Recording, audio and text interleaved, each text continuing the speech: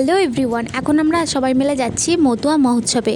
আর এই সময় তো মতুয়া মহোৎসব খুবই হচ্ছে, যেহেতু ঠাকুরনগরের মেলাটাও শুরু হয়ে গেছে। তবে ঠাকুরনগরের মেলা যাওয়া এবারে হয়তো হবে না, যেহেতু সমীরনের একদমই ছুটি নেই।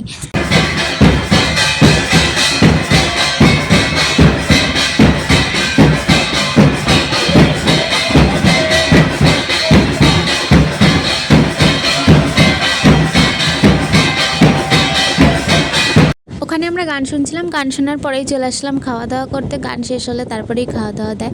আর প্রথমেই আমার প্লেট পড়ে গেল, কী কী খাওয়া দাওয়া দেবে সেটা আজকে তোমাদের সঙ্গে আমি সবটা শেয়ার করব।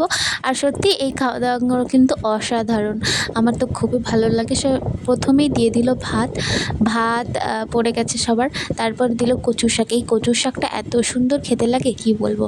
তারপর দিল ডাল, আর এটা হচ্ছে কুমড়ো দিয়ে ডাঁটা দিয়ে একটা তরকারি, তারপর সয়াবিন দিয়ে পটল দিয়ে কাবলি ছোলা দিয়ে তরকারি, চাটনি আর লাস্টে পায়েস।